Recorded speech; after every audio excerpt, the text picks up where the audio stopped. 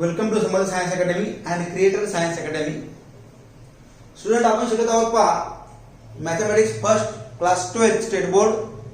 यामधलं chapter number 5 आपण start केलंय, ते आहे वेक्टर्स. चॅप्टरचं नाव काय आहे? वेक्टर्स. या वेक्टर चॅप्टर मध्ये आपण काल बघितलं होतं, थोडीफार बेसिक माहिती तुम्हाला दिली होती मी की आपण वेक्टर्स कसं डिनोट करतो वगैरे वगैरे, बरोबर. आता त्याचप्रमाणे तुम्हाला मी काल बोललो होतो की काही टाइप्स ऑफ वेक्टर्स वगैरे आपल्याला बघायचे आहेत, लाईक डिसलाईक वगैरे वगैरे काय, ते आपण आज स्टार्ट करणार आहोत. ठीक आहे. कालचं पूर्ण तुम्ही जे केलं असेल ते पूर्ण सॉल्व्ह वगैरे करून तुम्ही लिहिलं असेल. ठीक आहे. पहा आता पुढचं काय आहे, युनिट वेक्टर कशा म्हणतो आपण तर. ठीक आहे. आता युनिट वेक्टर म्हणजे काय? The vector whose magnitude, vector whose magnitude is 1 unit. ज्या वेक्टरची मॅग्निट्यूड ही 1 असेल, वन युनिट, बरोबर, 1 unit is called as a unit vector. Unit म्हणजे काय? एक. युनिट म्हणजे एक म्हणतो आपण. ठीक आहे ना. डिस्टन्स म्हणजे एक मोजतो आपण, त्याला युनिट म्हणतो. म्हणजे त्याला 1 युनिट असं म्हणतो आपण. काय म्हणतो? 1 unit is called as a unit vector. Let, आता इथे पहा, इथे काय? E cap. कॅप म्हणजे डोक्यावर अशी छत्री असते, पहा त्रिकोण असतो असा वरचा. ठीक आहे. E cap be the unit vector. त्याला कसं वाचतो आपण? ई कॅप वाचतो ना.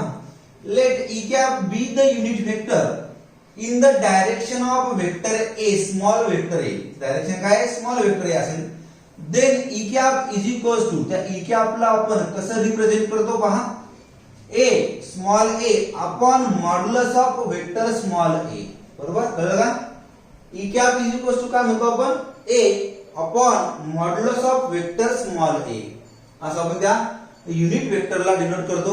म्हणजेच काय, केव्हा पण ध्यान ठेवायचं, समजा आपण एखाद्या वेक्टरची युनिट वेक्टर जर फाइंड करत असेल तर त्या वेक्टरचा काय म्हणतो आपण, त्या वेक्टरचा पोझिशन वेक्टर घ्यायचा, म्हणजे स्मॉल घ्यायचा, तो वरती घ्यायचा न्यूमरेटरला, आणि डिवाइडला त्याचा मॅग्निट्यूड ऑफ वेक्टर घ्यायचा. बस, त्याला म्हणतो आपण युनिट वेक्टर.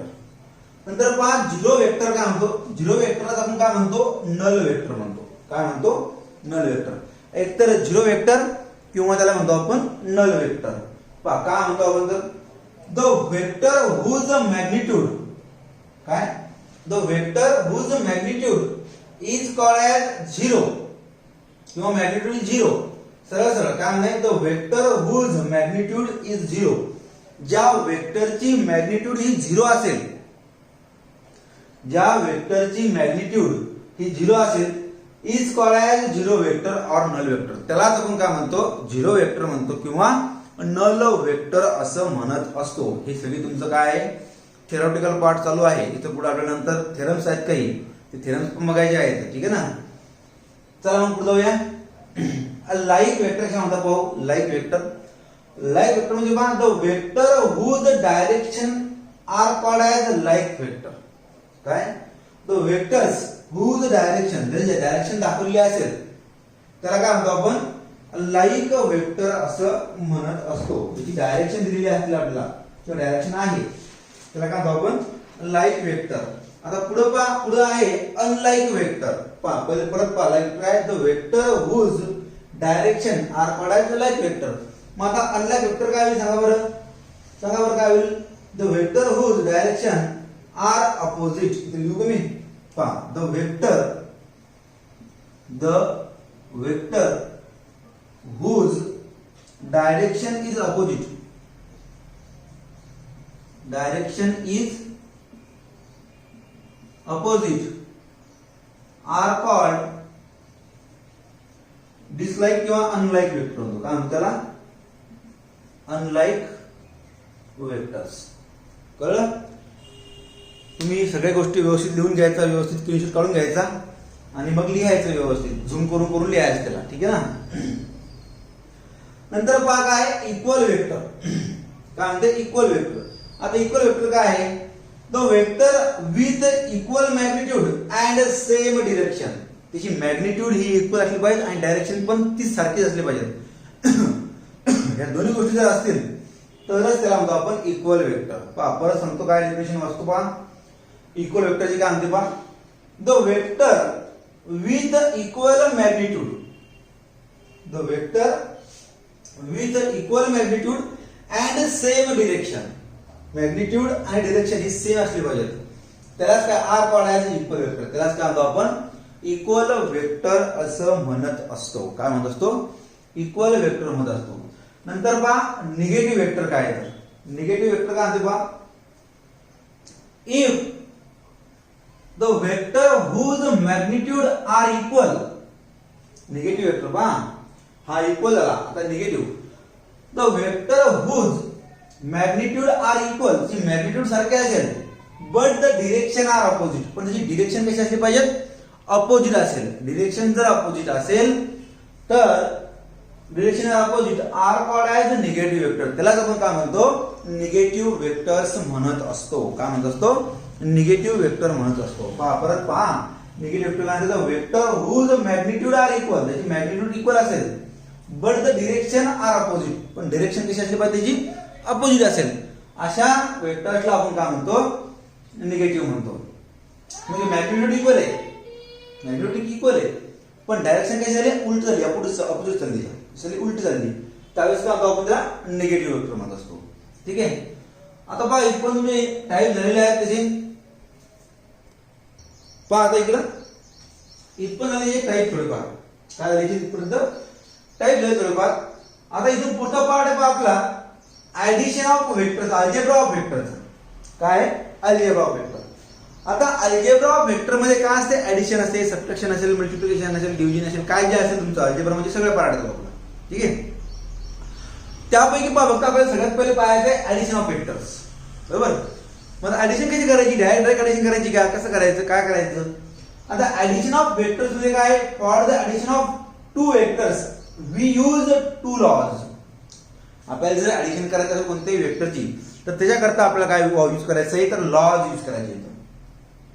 डायरेक्ट आपण ऍडिशन घेऊ शकत नाही. इथं काय प्रत्येक गोष्टीला काय ना काही प्रूफ आहे. बरोबर. प्रूफ म्हणजे काय? किंवा ऍडिशन करताना कसं करतात? तर ऍडिशन करण्यासाठी इथं पहिले लॉ वापरावे लागतील. त्या लॉ प्रमाणे ऍडिशन होईल, अदरवाईज ऍडिशन होणार नाही. त्या लॉ प्रमाणे ऍडिशन होईल. ठीक आहे. आता इथं पहा पहिला लॉ कोणता आहे? Triangle law. आता ट्रायंगल लॉचं काय म्हणणं आहे? तुमच्या बुक मध्ये तुम्हाला दिलेलं आहे ट्रायंगल लॉ काय तर तरी मी तुम्हाला सांगतो पहा. If two vectors are represented by magnitude, if two vectors are represented by magnitude and direction by the two side and direction by the two side, पहा काय resultant of the side and direction by the two side. दोन side direction दिलेली त्यांनी. पहा direction दिलेली त्यांनी. two side of direction by two side of a triangle, then their resultant याचा जो रिझल्टंट काढणार आपण तो resultant then their resultant is the closing side of the triangle, is the closing side of the triangle. एक इकडे close होईल किंवा एक इकडे क्लोज होईल किंवा या दोघांमध्ये जो क्लोज होईल रिझल्टंट कोणता आहे? हा एसी क्लोज होईल. हा ट्रायंगल आपला असा आणि याला क्लोज करणारी रेषा कोणती आहे?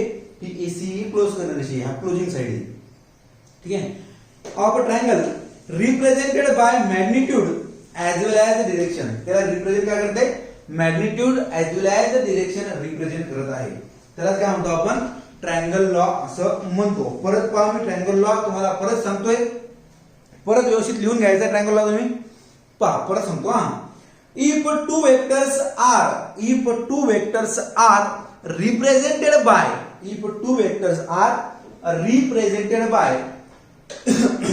magnitude and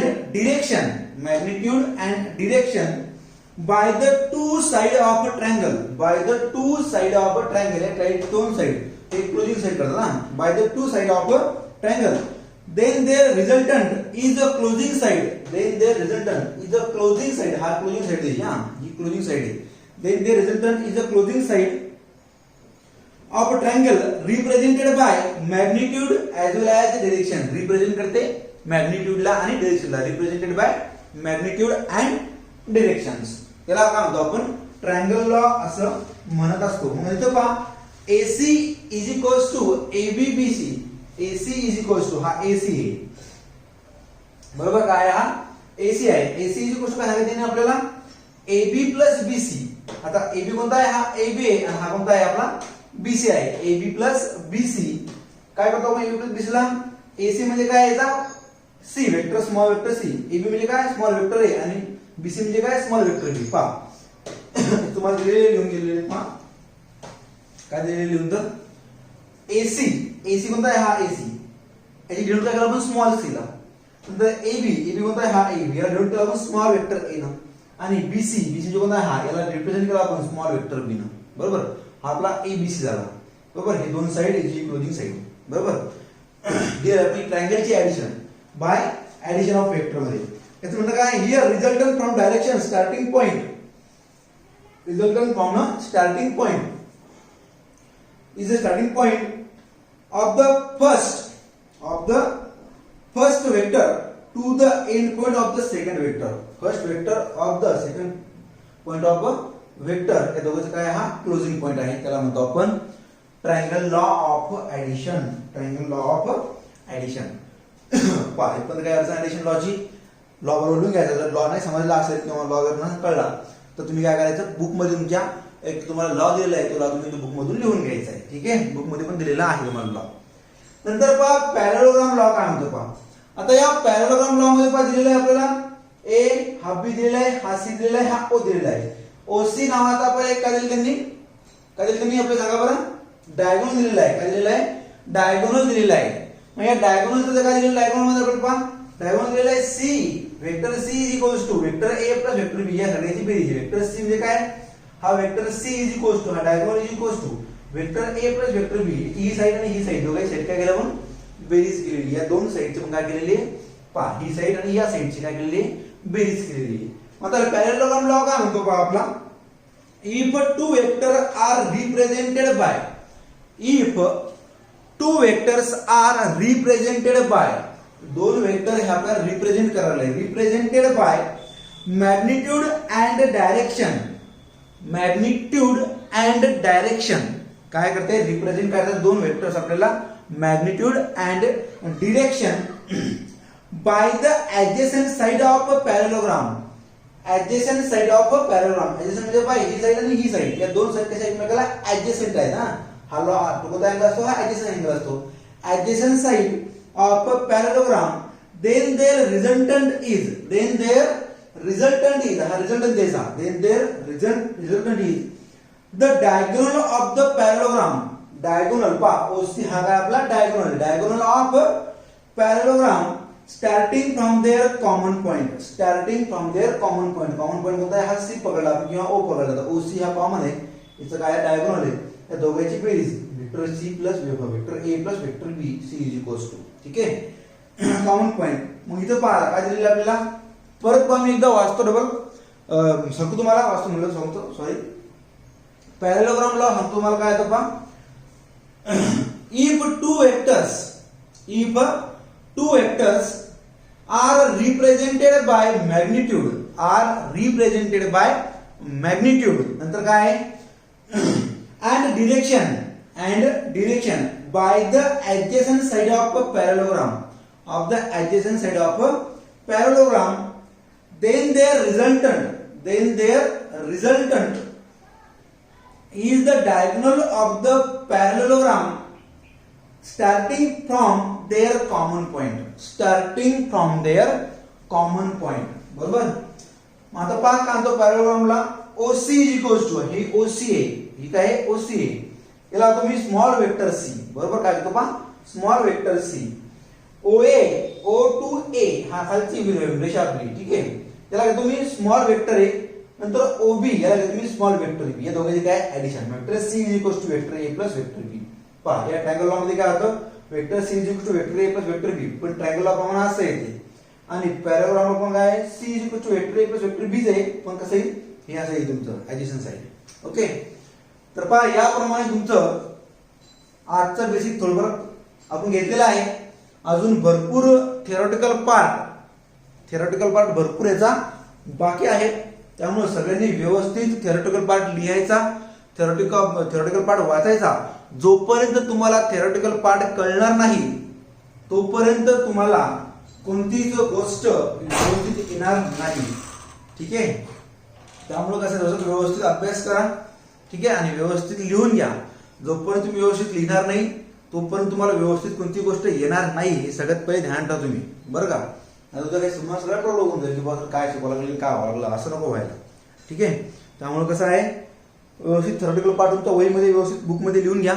बुकमध्ये लिहिल्यानंतर ते व्यवस्थित वाचल्यानंतर व्यवस्थित लिहून घ्या, व्यवस्थित सगळं अभ्यास करा. ठीक आहे. वेक्टर चॅप्टर खूप जास्त मार्काचा आहे, सगळ्यात जास्त सीईटी मध्ये पण विचारतात आणि वेक्टरचा आपल्याला खूप पुढे काम पडणार आहे. तुम्हाला लाईन प्लेन मध्ये पण तिथं काम पडणार आहे. म्हणजे पूर्ण पार्ट या वेक्टरवर भरपूर डिपेंड्स आहे तुमच्या. ठीक आहे. कन्सेप्ट जोपर्यंत तुम्हाला कळणार नाही वेक्टरच्या, तोपर्यंत तुम्हाला वेक्टरचे प्रॉब्लेम पण सॉल्व्ह करता येणार नाही. त्यामुळे व्यवस्थित अभ्यास करायचा, व्यवस्थित कन्सेप्ट समजून घ्यायचे आणि व्यवस्थित लिहून घ्यायचं. ठीक आहे. काही अडचण असेल तुम्हाला व्हॉट्सअपवर माझ्या नंबरवर मला मेसेज टाकायचा आहे. काही समजलं नसेल एखादा पार्ट तुम्हाला तो पार्ट परत समजून सांगेल. परंतु तुम्ही असं हलगर्जीपणा करू नका किंवा दोद्या नंतर करू पाहू असं काही करू नका. ठीक आहे. चला मग भेटूया नंतर उद्याच्या व्हिडिओमध्ये पुढचा पार्ट घेऊन. तोपर्यंत okay, have a nice day all of you. घरी राहा, सुरक्षित राहा. ओके.